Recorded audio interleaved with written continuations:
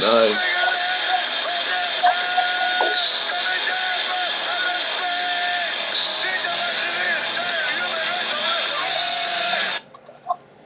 That was the title track, Asteroid, from the new album, Asteroid, by Warning Danger. On this special edition of Hunkered Down with Seth, we have Rick and... Sorry, Eric just messaged again. We have Rick and Mark. Eric won't be joining us from Warning Danger. Guys, thanks for joining us. I've been listening to your stuff for the past week. Pluto as a Planet is my all-time favorite track. Fart Gas is an all-time classic. James Taylor couldn't even do it better. Welcome. How you guys doing? I'm great, Seth. Thanks for having us. All right. I'll start with Mark because me and Mark go back to our pencil fighting days. You're in the full Hans sanitizer getup, and yeah, let's start. What are your initial impressions on the album, and what do you think is your favorite part about it? I love the fact that we managed to somehow pull it off on a tight schedule, and then quarantine happened. It was like supposed to happen. I don't know. Christmas happened. We got in the studio in January of 2020, banged out 7 songs in a grueling, 8-10 hour day, and then did the guitar tracks the next month, and then bam, quarantine hit. But now we got something, and we're so proud of it. Can't wait for the world to hear it. Oh, nice. Yeah, Rick, how about you? Rick plays bass for Warning Danger. Your thoughts on the album, just straight out of the way. Well, my first thought is that it's different than Warning Danger albums of the past. I'd say this one's a little heavier. We definitely played around a little more than usually as far as typing of songs, having actual finished concepts. Nice. So Totally. So you're... It's a heavier sound. Oh, absolutely. Just from the... literally, I opened up my email 5 minutes ago and I got all your songs. And the first 20 seconds of Asteroid, automatically heavier. Now, I want to ask you about the autobiographical song, Everybody Shits Their Pants. What's the story behind that? It's our radio-friendly hit. Mark? Right. Everybody Shits Their Pants. It's our radio-friendly hit. Oh, absolutely. I could imagine, Bill listening to it next to... conversation at the bar. I remember bars. Oh, I miss bars. Oh my god, yeah. So, you guys are all Seattle friends. What were some of your hangout bars? The ones that you just love going to? Because I know they're all closed now, and they were all closed starting a year ago. So, hit me up with your bars. Go ahead, Rick. I was like Poindexter's. I miss going there. That was just my head out to the bar in the middle of the kind of place to go hang out. I always ran into people I liked there. Of course, you have wall-to-wall pinball in me. Nice. Yeah. Poindexter's, the Fun House, we play Substation, the 2-Bit, but that was closed before quarantine. Boo. Yeah. The Tin Hat, the Victory Lounge. We loved them all, and loved going out to see our friend's show. Totally. Yeah. It'll be interesting to see the landscape once this starts lifting. When people are going to be able to start reopening. Yeah, I told everybody you don't need to worry until the 9-pound hammer closes. When that closes, that's when everything hit the fan. Yeah. That's the place. No matter what, that's gonna That's going to be like the cockroach, Keith Richards, and Taxes of Seattle. You got the 9 pound hammer. So let's get back to this album. You got a song called Active Shooter. Uh, it's I'm guessing your second most controversial behind Everybody Shits Their Pants. Uh, so yeah, just tell me a bit about the how it came along. I'll take that one. So, this whole phenomenon, this active shooter phenomenon, is so strange to me. I can't believe it that we have such little gun control in this world. But never mind the gun control, it's the mental health crisis.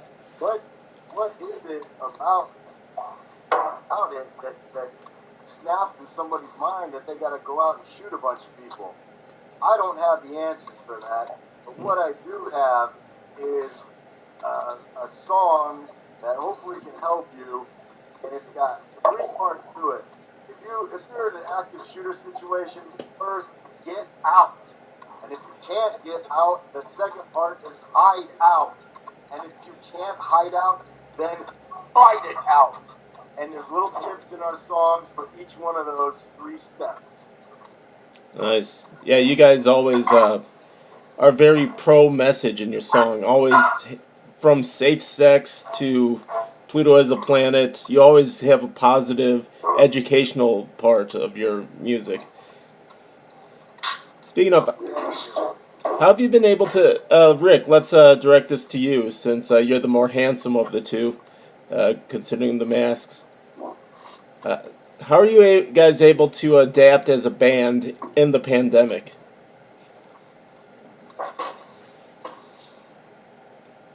Am I taking that?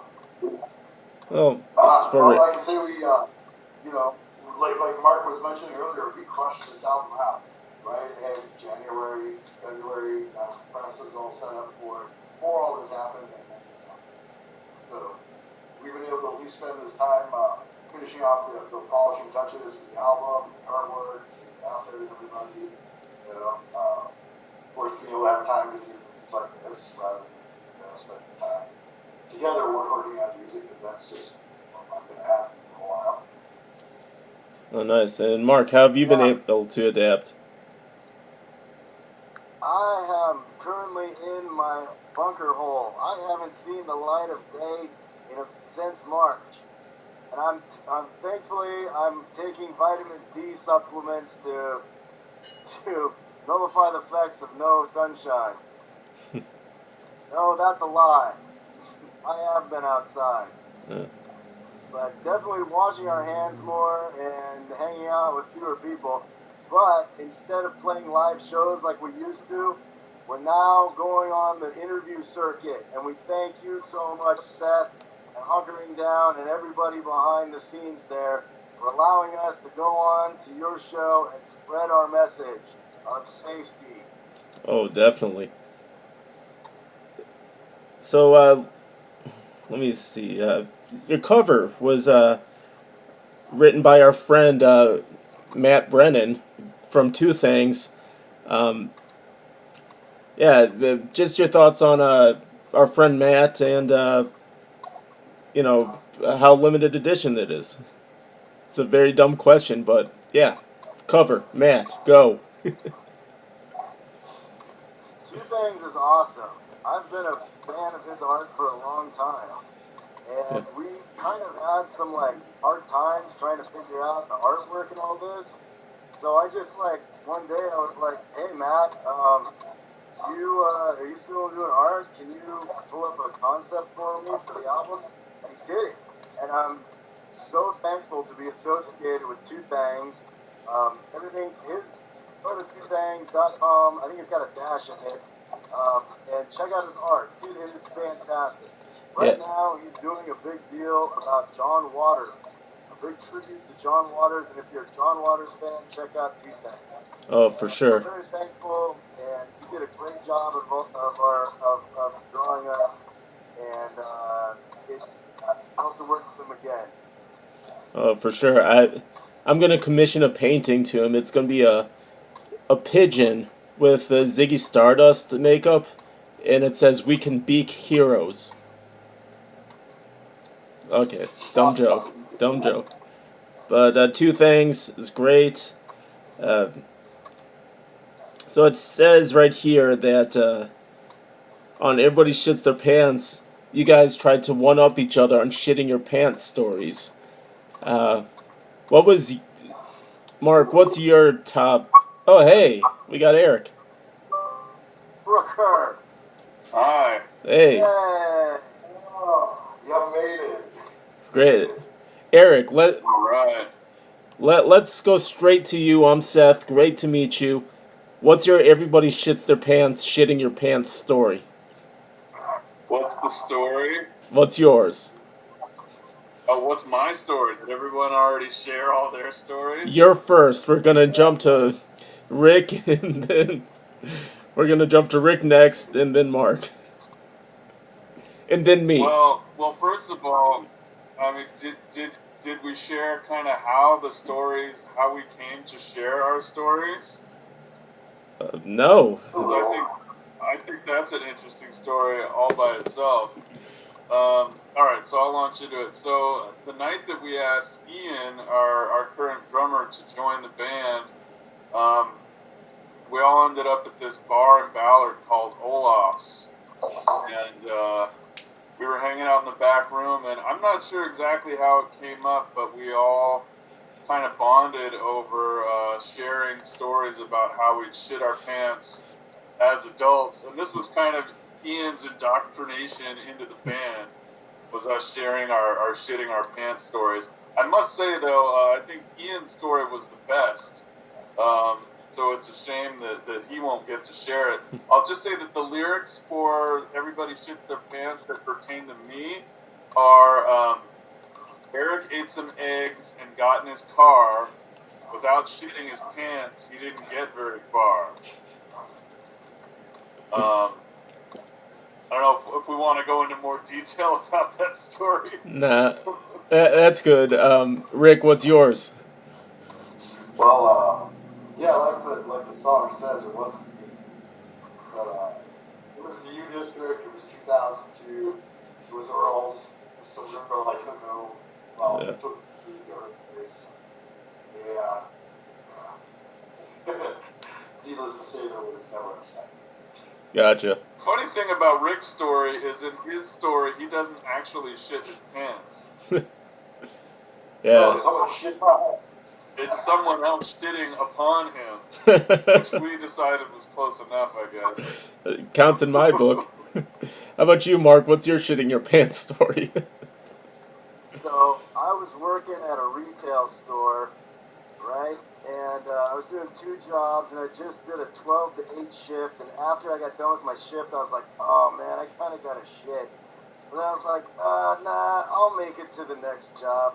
So my next job was a security gig that I was doing. And man, it was like some weird like sorority party thing at this banquet hall that I was not prepared for. I didn't get a break or anything. And I didn't get off work until like 1:30 in the morning. And I was like, man, do I have to shit now? But I was like, dude, should I run the risk of missing the night owl bus?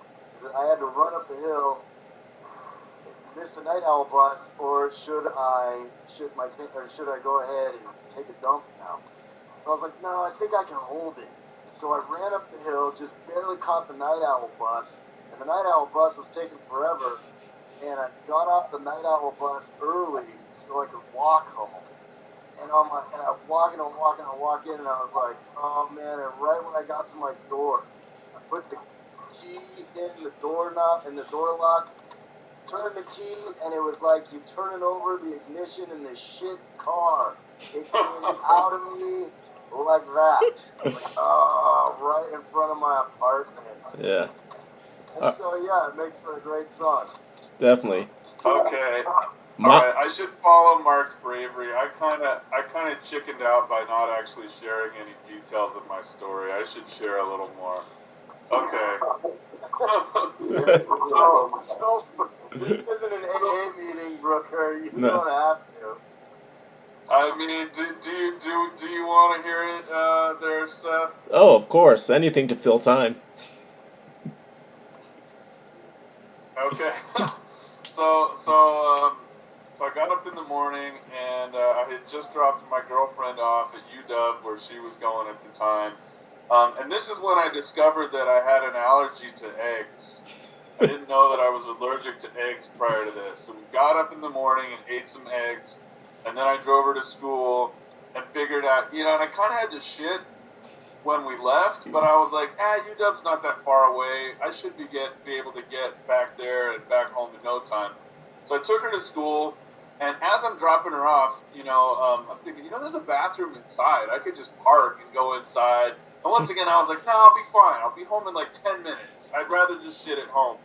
So I'm driving through like Wallingford on my way back home, and it's just like the pressure is just mounting and mounting.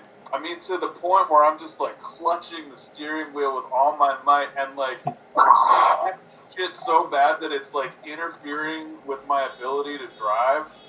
Like I'm actually just like I can't even pay attention to the driving. And at a certain point, I realized, okay, I'm at least 5 minutes from home, and this shit is less than 5 minutes from arriving.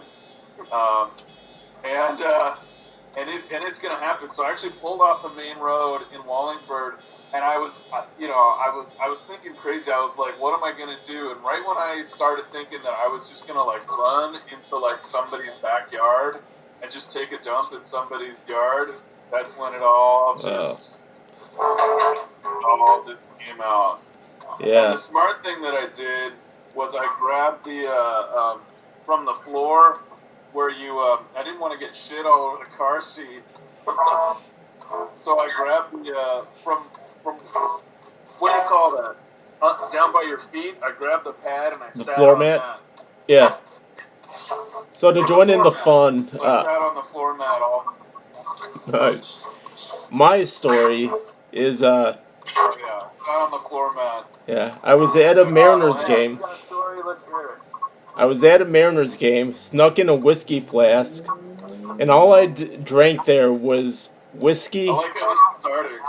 and garlic fries. And the Mariners were playing the A's, and I remember that because it was the first time I ever saw a triple play. So I had garlic fries and whiskey. That was it. And I lived in Georgetown, so I thought, I could walk home. And on the way back, I was like, okay, I'm going to make it. And then I was like, okay, I can make it to at least the Denny's, run in, use the bathroom, and then buy a milkshake or something. And then I was like, okay, this is happening. So there was some random warehouse. I just ran behind, and I was like, okay, that's it. But half of it hit the pants, the other half hit the street. And I was like, that's one where you just clean up his best with the underwear, leave it there, and just apologize to God. That's my shit my pants story. Yeah. There's something magical about getting your Yeah. We should share Ian's story, because I think his is the best. Yeah, let's do it. No. Mark? No. No? Alright, well. It's so good, though. I mean, he put it in the song. Well, it's all in the song. Yeah, this might be a good segue. Can we play the song? Of course. All right. Let's do it. Here it is. I got it right here. Let it load up. This is our broadcast debut of Everybody Shits Their Pants. I'm excited. Sorry, it's loading up. I'm playing it from my phone, so it takes a few seconds. But you got other songs. We should share, maybe after the song plays, some details of Ian's shitting his pants story.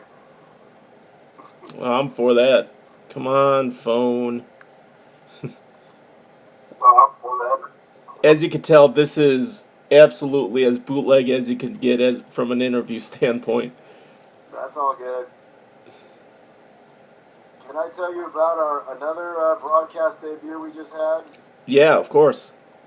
So we recently got on the Spud Goodman show, Nice. and they broadcast debuted our title track off of our song Asteroid, and we got paired with some celebrity guests. We got Oh,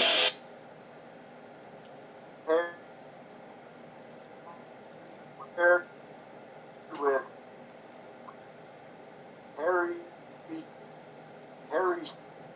Shearer from nice. Final Tap, the bass player at Final Tap. Oh yeah. And from some, And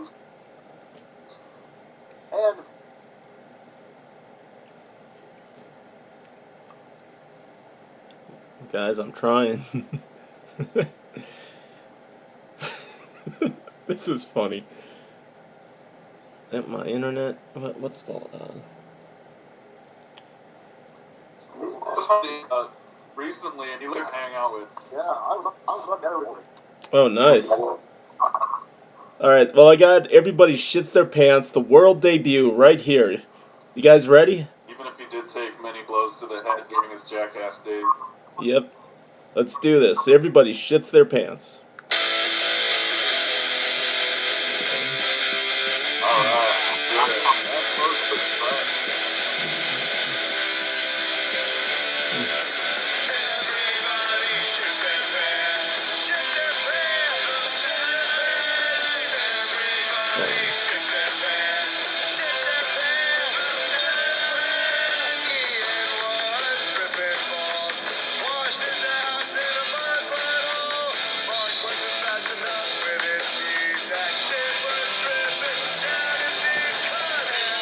Wow. Their pants.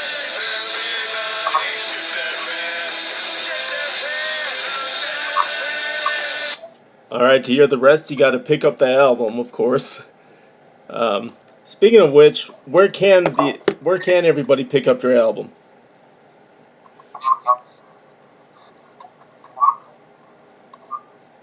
Hello?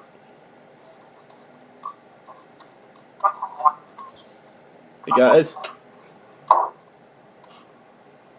I could kind of hear it. Oh, everybody heard it. It's good. Yeah. Hello? Yes. There we are. Sorry, that's probably me. I played the song. Question is, where could people pick up your album?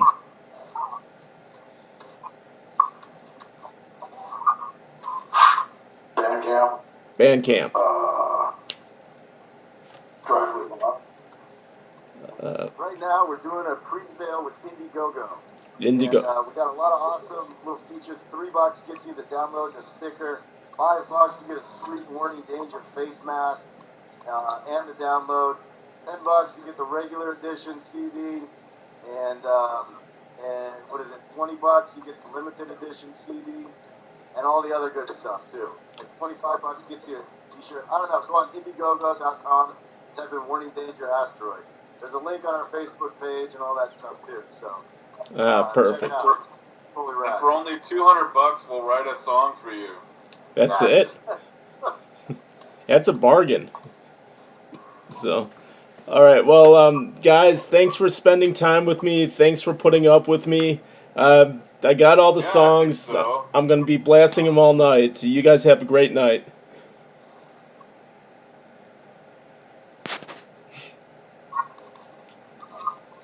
They got it. We wrapped up.